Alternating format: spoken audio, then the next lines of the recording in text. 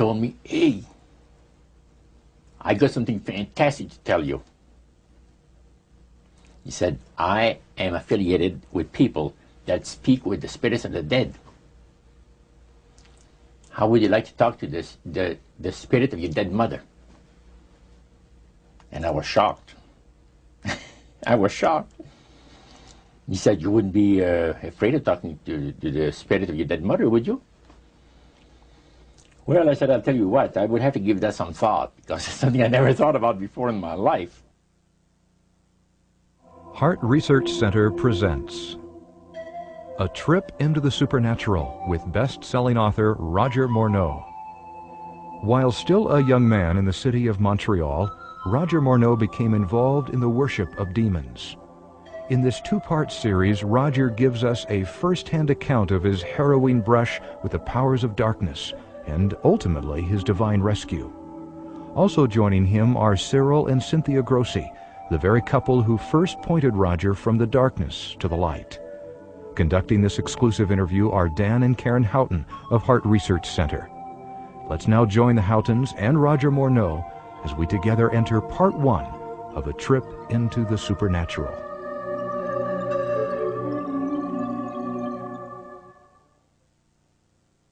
How in the world did you ever get involved in praying to demon spirits? Well, when I came out of the Navy after World War II, I was looking to take up a trade in Montreal, Canada. And at that time, I ran across a fellow that had been on a particular ship with me. And he said, hey, Morneau, you're alive. How nice to meet you. He says, let's have dinner tonight. I said to my boss, can I have the evening off? Because I was the assistant to the Windsor bowling alleys and billiard, you know. It's the high-class place in Montreal where all the dress manufacturing people go and relax. So I got the evening off, and I went out, we went out and had dinner. He told me, hey, I got something fantastic to tell you. He said, I am affiliated with people that speak with the spirits of the dead. How would you like to talk to the spirit of your dead mother? And I was shocked. I was shocked. He said, you wouldn't be afraid of talking to the spirit of your dead mother, would you? Well, I said, I'll tell you what, I would have to give that some thought, because it's something I never thought about before in my life. Most of us probably haven't. A little afraid of something like that. Well, he says, you know, it's written all over your face. You're afraid of going to a seance. But he says, I know you. He says, you're going to come. And then he started to tell me how brave I was when I was aboard ship, you know, different things. He says, you're not the same man. You're changed. You're chicken. That's all I needed to hear. I said, when do we go to a seance? So one Saturday evening, we were in the place. It was the very first time. Very beautiful place. The medium was a lady. She had a gorgeous new home in Montreal. And there were about 20 invited guests there, which I was one of them. And she communicated with the spirits for different people there, and telling them what the spirit said. And then there was one lady that had been talking almost continually before the seance started, and she didn't believe in the dead appearing and all of this and all that. And she said, well, I would have to see my dead sister, she says, to believe it. So while the seance was going, one man said, I would like to talk to my friend that died 6 months ago, but I don't want him to appear. Just want to talk to him, because he says, I don't trust you talking to my friend for me.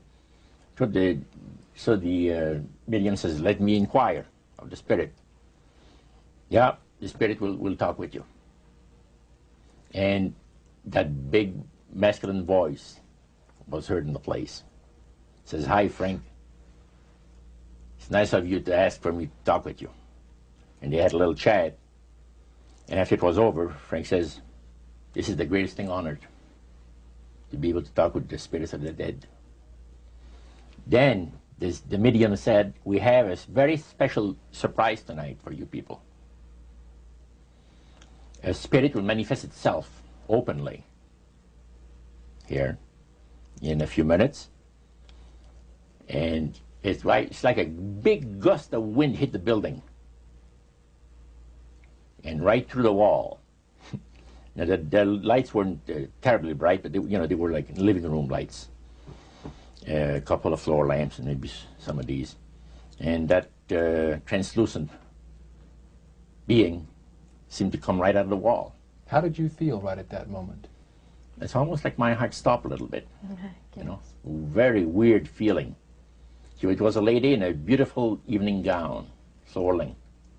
And she said to Mary, my dear sister, you are so wonderful to have asked for me. And Mary fainted and fell right off her chair on the floor.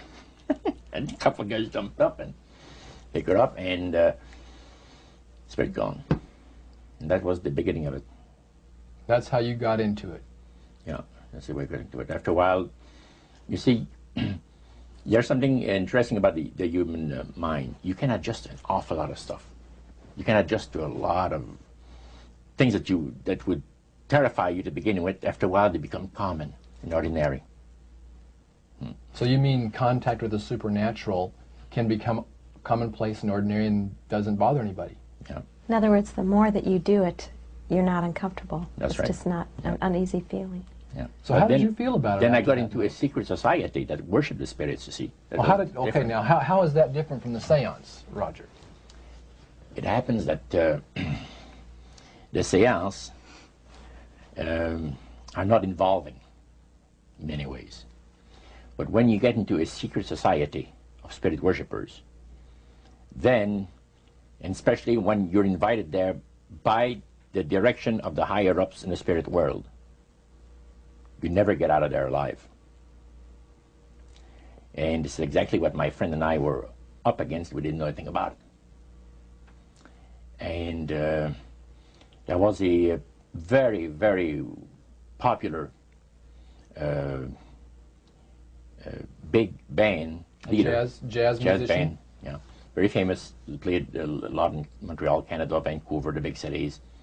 And one night we went to one of these seances, and he was with his wife.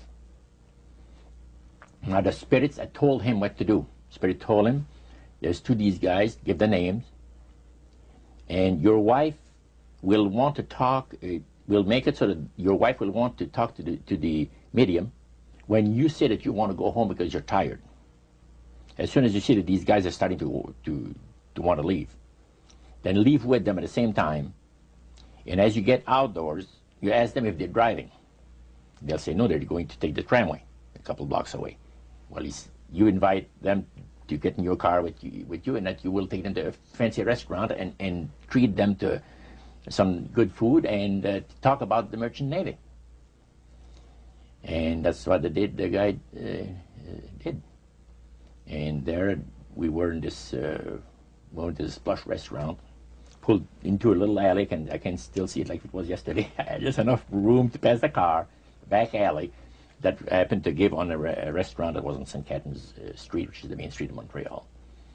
And that was quite an evening. So Roger, you're at this restaurant. What happened? Well, after we were seated, in entering there, the place was just full, packed tight.